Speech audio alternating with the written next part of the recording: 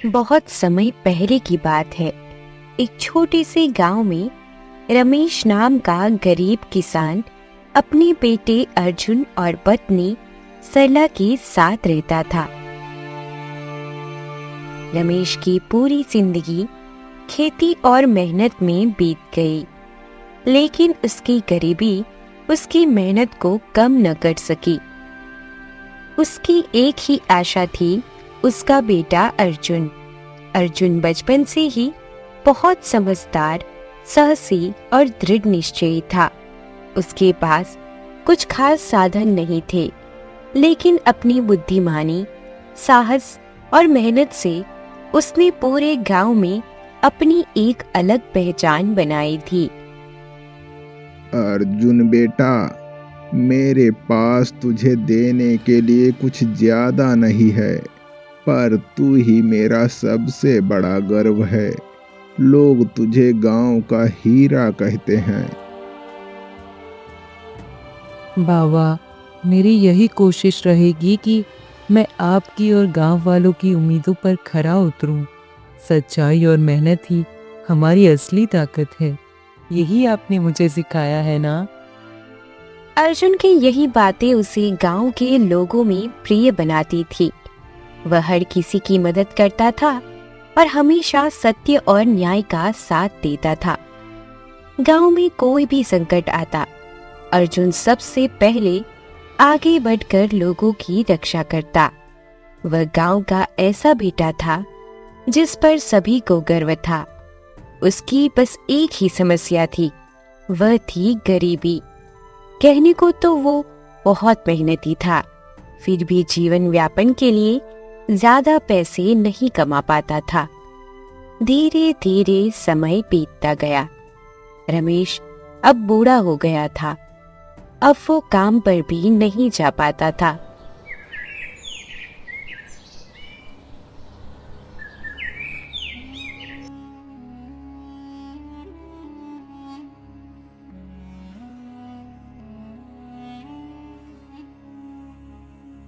बेटा अर्जुन, तेरे बाबा की हालत तो दिन ब दिन बिगड़ती जा रही है। कितने वैद्यों को दिखाया, अब तो पैसे भी नहीं है। मीना कह रही थी कि संबलपुर में एक राज वैद्य जी है, वो हर बीमारी का इलाज करते हैं, लेकिन उनको देने के लिए हमारे पास तो धन ही नहीं है। अब पता नहीं हम तेरे बाबा को कैसे बचाएंगे। माँ, आप चिंता क्यों करती हो? मैं हूँ ना। मैं किसी भी तरह बाबा को ठीक कर दूंगा। मैं और मेहनत करूंगा, दिन रात काम करूंगा, पर बाबा को कुछ नहीं होने दूंगा। और हमें भगवान पर भरोसा रखना चाहिए, वो सब ठीक करेंगे माँ।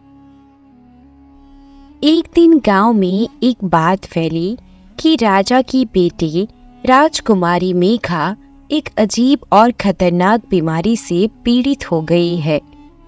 उसके शरीर पर काले धब्बे आने लगे थे और उसकी स्थिति दिन ब दिन खराब होती जा रही थी। राज्य भर के वैद्य, हकीम और तांत्रिक प्रयास कर चुके थे, पर कोई भी उसे ठीक नहीं कर पाया। उसकी बीमारी को देखकर लोग डरने लगे थे। पूरे राज्य में एक अजीब सा भय और उदासी छाई हुई थी। मंत्री जी, हमें तो समझ ही नहीं आ रहा है कि हम क्या करें। हमारी पुत्री की ये हालत अब हमसे और देखी नहीं जाती। ना जाने कैसे वो इस बीमारी की चपेट में आ गई। क्या इस पूरे राज्य में कोई ऐसा नहीं है जो हमारी पुत्री को बचा सके? महाराज, मुझे ये लगता है कि हमें राज्य भर में घोषणा करनी चाहिए। क्या पता कोई ऐसा वीर हो जो हमारी सहायता करे, या फिर कोई अनजाना वैद्य हकीम ही मिल जाए। हाँ मंत्री जी, ये आप ठीक कह रहे हो। अब यही करना उचित होगा। आप शीघ्र ही सब व्यवस्था कीजिए।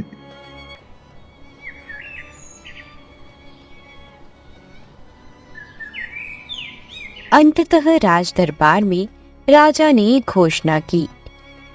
जो भी व्यक्ति हमारी पुत्री को इस बीमारी से मुक्ति दिलाएगा उसे मुंह मांगा इनाम मिलेगा। हम उसे राजकुमार का दर्जा देंगे और अपनी पुत्री का विवाह उसी से करेंगे। इस खबर ने राज्य के कोने कोने में हलचल मचा दी। हर तरफ लोग इसी बात पर चर्चा कर रहे थे। इसी बीच यह खबर गांव में भी पहुंची और अर्जुन के मन में कुछ हलचल सी हुई। माँ, मुझे भी राजकुमारी की मदद के लिए महल जाना चाहिए। शायद मैं कुछ कर सकूं। मुझे इस मौके को छोड़ना नहीं चाहिए। पर तू राजकुमारी की जान कैसे बचाएगा बेटा? वो तो मुझे भी नहीं पता माँ, पर कोई तो ऐसी जड़ी बूटी होगी जो राजकुमारी को बचा सके। मैं गांव-गांव हर जगह घूमूंगा, लेकिन राजकुमारी का इलाज ढूंढ के ही वापस आऊंगा।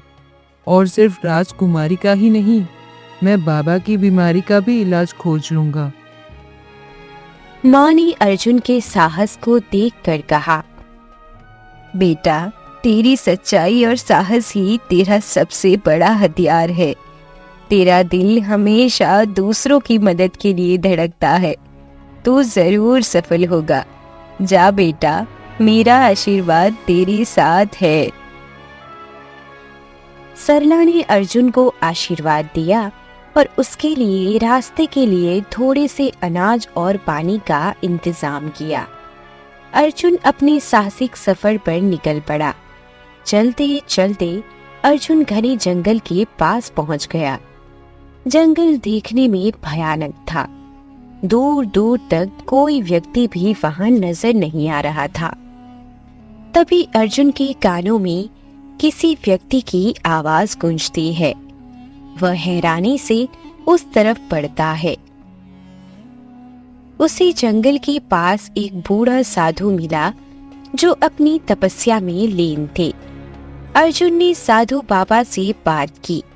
साधु बाबा उसकी दृढ़ता और साहस को देखकर उसे पहचान गए थे।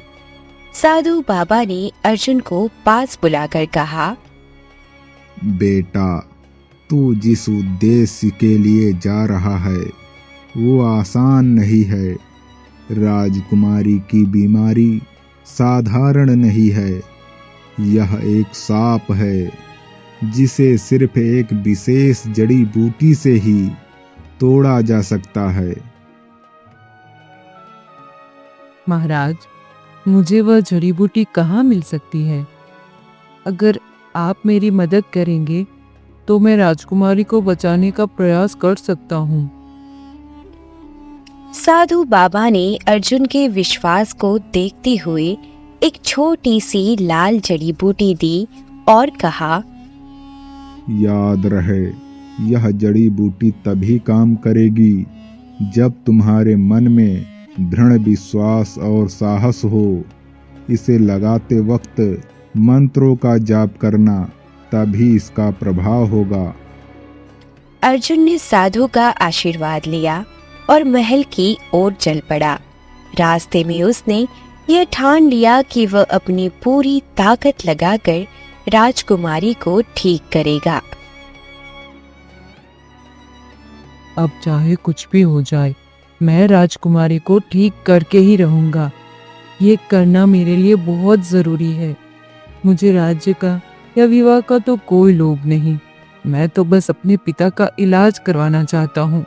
इसके लिए मैं सब कुछ करूंगा। हाँ, मैं सब कुछ करूंगा।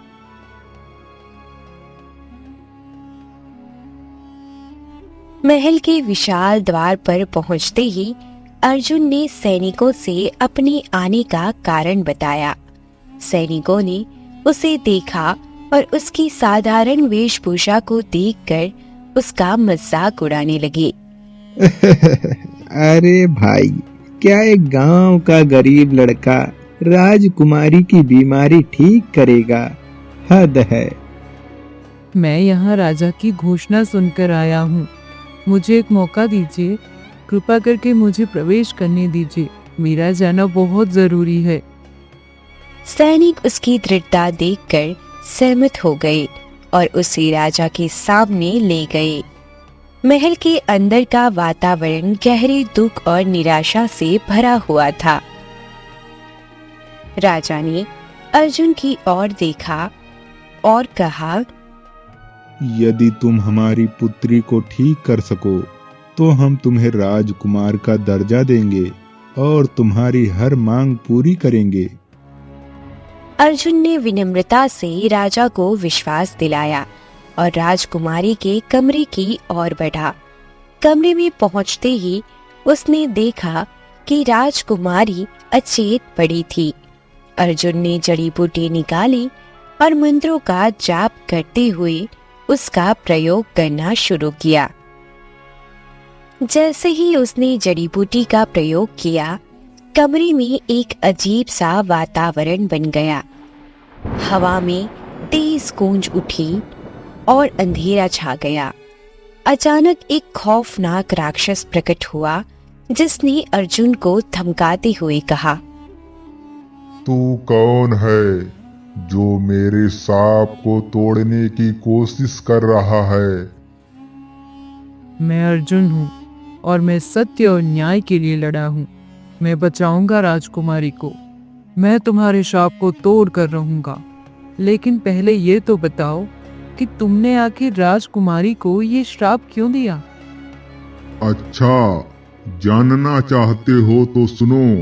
एक बार मैं जंगल में साधना कर रहा था, तभी ये राजकुमारी वहां सैर करने आई और अनजाने में इसने मेरी साधना को भंग कर दिया।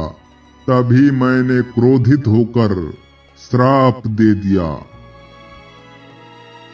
लेकिन ये अपराध तो अनजाने में हुआ है। कोई बात नहीं, चाहे जो हो जाए, मैं राजकुमारी जी को बचा कर ही रहूंगा। राक्षस अर्जुन की हिम्मत देखकर हैरान हो गया। उसने अर्जुन को चुनौती दी, अगर तुम मुझे हरा सके तो ही राजकुमारी को बचा पाओगे। मैं तुमसे 3 सवाल पूछूंगा। यदि तुमने सही उत्तर दिया तो मैं हार मान लूंगा। अर्जुन ने साहसपूर्वक राक्षस की चुनौती का स्वीकार किया। ऐसी क्या चीज है जो जीवन को जीने योग्य बनाती है लेकिन दिखाई नहीं देती? वह चीज है उम्मीद। हाँ, वह उम्मीद ही है जो जीवन को जीने योग्य बनाती है पर दिखाई नहीं देती। राक्षस ने संतुष्टि में सिर हिलाया और दूसरा सवाल पूछा, ऐसी कौन सी चीज है जो जीवन में बार बार मिलती है लेकिन लोग उसे पहचान नहीं पाते? वह चीज है मौका। राक्षस अब गुस्से में आ गया था, लेकिन उसने अर्जुन का सामना करने का फैसला किया और तीसरा सवाल पूछा, अगर कोई सच्चे दिल से सत्य का रास्ता अपनाए तो उसे किस चीज की आवश्यकता होती है? अब अर्जुन गहरी सोच में पड़ गया। कुछ पलों के लिए वह चुप हो गया क्योंकि उसे इस पहेली का उत्तर समझ नहीं आ रहा था। अर्जुन को चुप देखकर राक्षस जोर जोर से हंसते हुए बोला, क्या हुआ निडर बालक, उलझ गए ना मेरी पहेली में? मैंने पहले ही कहा था, मुझे हराना और मेरे सांप को तोड़ना इतना आसान नहीं है। अब राजकुमारी के साथ साथ तू भी नहीं बचेगा। रुको, इतनी जल्दी तुमने ये निर्णय कैसे ले लिया? मैं तुम्हें उत्तर जरूर दूंगा। इस पहेली का उत्तर है साहस और विश्वास। राक्षस ने अर्जुन के साहस और बुद्धिमानी को देखकर हार मान ली। उसने कहा, तुम जैसे साहसी और बुद्धिमान व्यक्ति ही सच्चे राजकुमार कहलाने के योग्य होते हैं और तुम वास्तव में निडर हो। यह कहकर राक्षस गायब हो गया। जैसे ही शाप टूटा, राजकुमारी तुरंत स्वस्थ हो गई।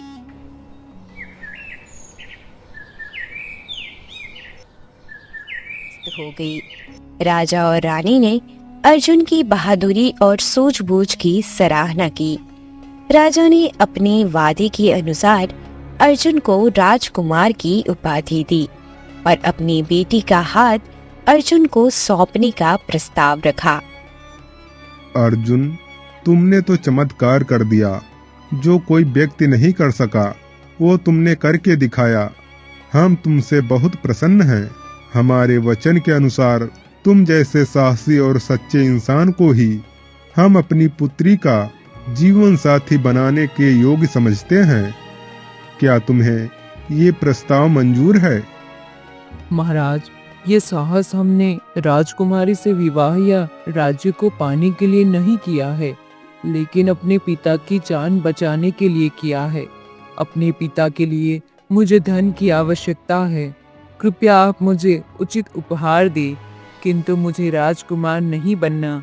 मैं तो बस ऐसे ही अपनों की मदद और सेवा करना चाहता हूँ। अर्जुन, तुम्हारी बात हम समझ सकते हैं, किंतु हम भी अपने वचन से बंधे हुए हैं, तो विवाह तो तुम्हें करना ही होगा। और हाँ, विवाह के बाद तुम्हारे पिताजी का इलाज भी हम स्वयं अपने राजवैद्य से कराएंगे, तो तुम बिल्कुल निश्चिंत रहो। हाँ अर्जुन, तुमने अपने प्राणों की चिंता किए बिना हमारे प्राण बचाए हैं। तुम्हारी वजह से ही हमें जीवन दान मिला है।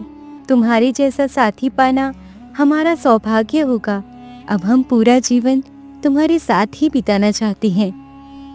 अर्जुन ने विनम्रता से राजा का प्रस्ताव स्वीकार किया। राजकुमारी और अर्जुन की शादी बड़े धूमधाम से मनाई गई और पूरे राज्य में उत्सव का माहौल छा गया। अर्जुन ने अपने साहस, चतुराई और दयालुता से न सिर्फ राजकुमारी को बचाया, बल्कि अपनी मेहनत और निष्ठा के बल पर एक गरीब किसान का बेटा राजकुमार बन गया। उसने अपने राज्य को न्याय, प्रेम और शांति से चलाया। अर्जुन की कहानी पूरे राज्य में प्रेरणा का स्रोत बन गई और उसने ये साबित किया कि सच्चे साहस और विश्वास से इंसान कुछ भी हासिल कर सकता है।